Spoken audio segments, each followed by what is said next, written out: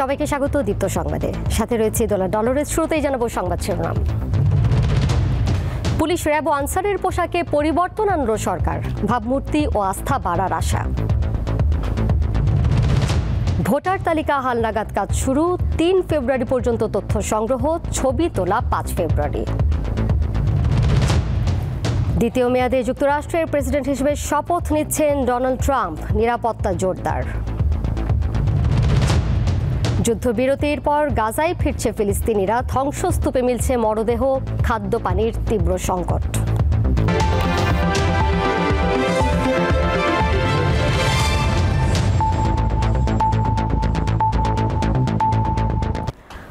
অবশেষে police, RAB ও answer বাহিনীর পোশাকে পরিবর্তন আনল সরকার। জুলাই গণঅভ্যুত্থানে পুলিশের ভূমিকা, নানা সময়ে র্যাবের বিতর্কিত কর্মকাণ্ড ও সচিবালয়ে আনসার বাহিনীর বিদ্রোহের পর থেকেই আলোচনায় তাদের পোশাক পরিবর্তনের বিষয়টি। সোমবার 3 বাহিনীর পোশাক পরিবর্তনের বিষয়টি চূড়ান্ত করে সরকার। ছাত্র জনতার অভ্যুত্থানের মুখে গত বছরের 5 আগস্ট আওয়ামী লীগ সরকারের পতন ঘটে। সে সময় আইন শৃঙ্খলা রক্ষা বাহিনীর বিতর্কিত ভূমিকা নিয়ে দেশে বিদেশে ব্যাপক সমালোচনা হয়। সরকার পতনের পর অন্তত 1 সপ্তাহ পর্যন্ত পুলিশকে প্রকাশ্যে দেখা যায়নি। পুলিশ শূন্য হয়ে পড়ে দেশের বেশিরভাগ থানা। পুলিশ বাহিনীকে সচল করতে অন্তর্বর্তীকালীন সরকার পুলিশ সংস্কারের সিদ্ধান্ত নেয়। সংস্কারে পোশাক পরিবর্তনের উদ্যোগ ছিল অন্যতম। আর বিগত 1.5 দশকে গুম এবং বিচার বহির্ভূত হত্যাকাণ্ড, র্যাপিড অ্যাকশন ব্যাটালিয়ন র্যাবের কর্মকাণ্ডও ছিল ব্যাপক বিতর্কিত। এমন পরিস্থিতিতে দেশের আইন রক্ষাকারী বাহিনী, পুলিশ, র্যাব ও আনসারের পোশাক পরিবর্তনের সিদ্ধান্ত নেয় সরকার।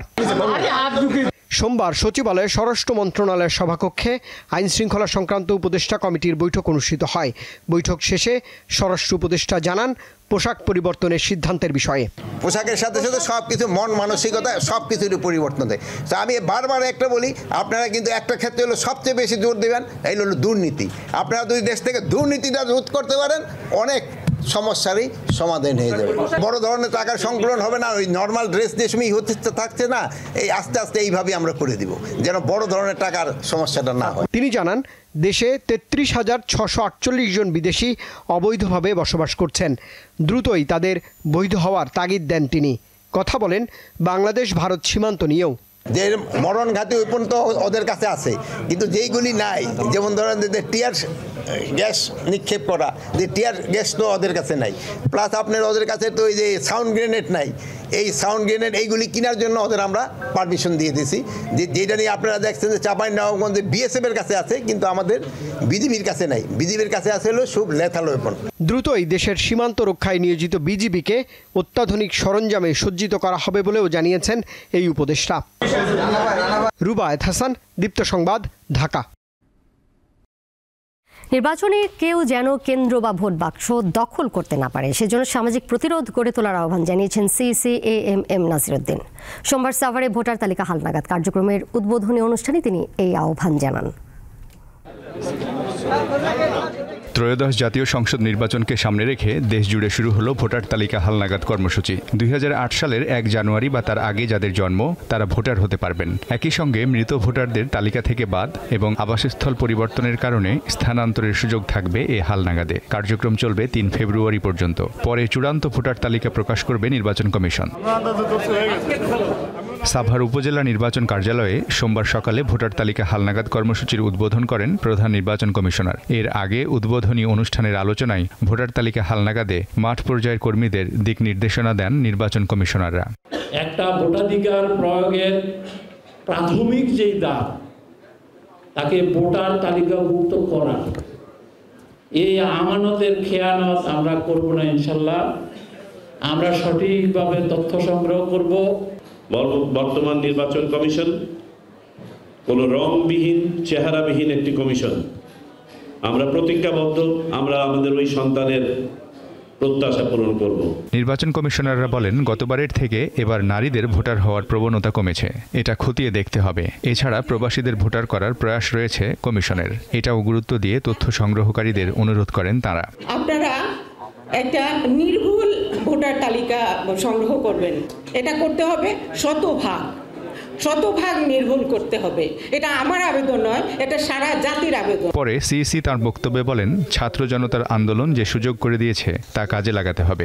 যেদিন মানুষ ভোট দিতে পারবে নির্বিঘ্নে, ভয় ভীতিহীনভাবে নিজের পছন্দের প্রার্থীকে যেদিন ভোট দিতে পারবে, সেদিন আমরা মনে করি যে ভোটের অধিকার প্রতিষ্ঠা হলো। ভোটের দিন যাতে কেউ আমাদের অধিকার হরণ করতে না পারে, কেউ যাতে ভোট কেন্দ্র দখল করতে না পারে, ভোটের বাক্স কেড়ে নিতে না পারে, আপনাকে অযাচিতভাবে ইনফ্লুয়েন্স করতে না পারে ভোটারদেরকে, সেইটা জনপ্রতিরোধ গড়ে তুলতে হবে আমাদের। আলোচনায় কমিশনাররা সকলেই একমত হন, ইসির উদ্দেশ্য সৎ, নির্বাচনকে অবাধ, সুষ্ঠু ও নিরপেক্ষ করাই তাঁদের অঙ্গীকার। মিজানুর রহমান, দীপ্ত সংবাদ, সাভার।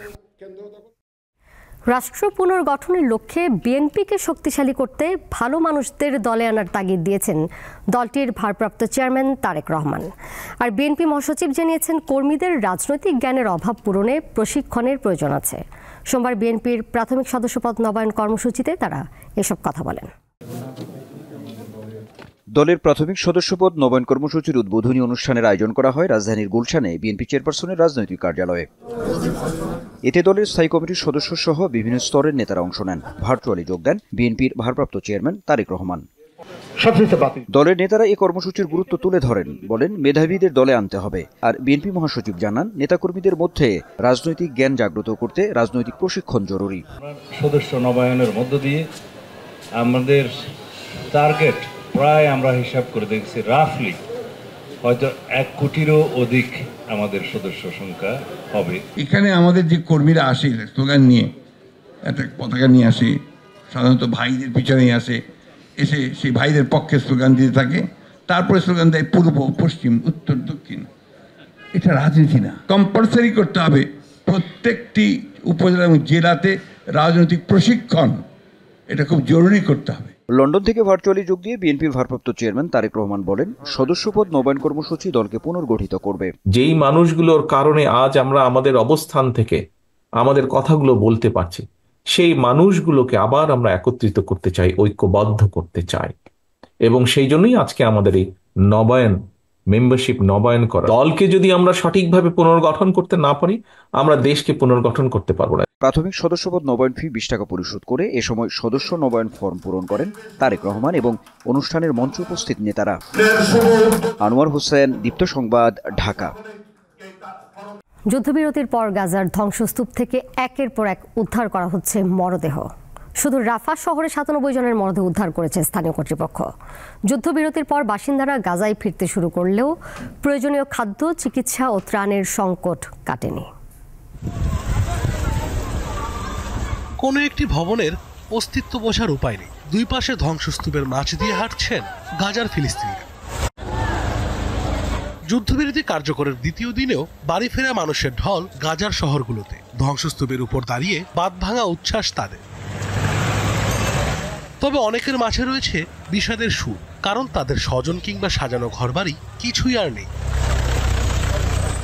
জাতিসংঘের রিপোর্ট বলছে, গাজায় 92% বাড়ি ক্ষতিগ্রস্ত হয়েছে, যার মধ্যে 1,60,000 বাড়ি পুরোপুরি ধ্বংস এবং 2,76,000 বাড়ি আংশিক ক্ষতিগ্রস্ত হয়েছে। এদিকে গাজায় ধ্বংসস্তূপের নিচ থেকে একের পর এক বেরিয়ে আসছে মরদেহ। রোববার যুদ্ধবিরতি কার্যকরের পর থেকে এ পর্যন্ত 97 ফিলিস্তিনির মরদেহ উদ্ধার হয়েছে রাফা শহর থেকে। গাজার বেসামরিক প্রতিরক্ষা সংস্থার মতে, গাজায় ধ্বংসস্তূপের নিচে অন্তত 10,000 মরদেহ চাপা পড়ে আছে। গাজায় ফেরা ফিলিস্তিনিদের নতুন সংকট খাদ্য ও পানির অভাব। এরই মধ্যে প্রথম ধাপে 600 ত্রাণবাহী ট্রাক প্রবেশ করলেও তা পর্যাপ্ত নয়। অপরদিকে চুক্তির অংশ হিসেবে গাজার রাফা শহর থেকে সামরিক উপস্থিতি সরিয়ে নেওয়ার প্রক্রিয়া শুরু করেছে ইসরায়েল। যুদ্ধবিরতির শর্ত হিসেবে প্রথম দিন 90 ফিলিস্তিনিকে মুক্তি দিয়েছে ইসরায়েল। পশ্চিম তীরের রামাল্লায় ফিলিস্তিনিদের সাথে ইসরায়েলি সেনাদের সংঘর্ষ হয়েছে। আশরাফ শুভ, দীপ্ত বার্তা কক্ষ। শেষ করব দীপ্ত সংবাদ। যাবার আগে সংবাদ শিরোনাম জানিয়ে দেব আরও একবার।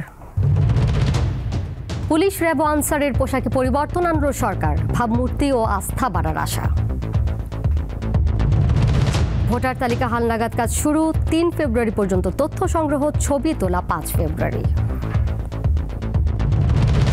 যুক্তরাষ্ট্রের প্রেসিডেন্ট হিসেবে ডোনাল্ড ট্রাম্পের শপথ গ্রহণ, আমেরিকাকে সেরা করার অঙ্গীকার।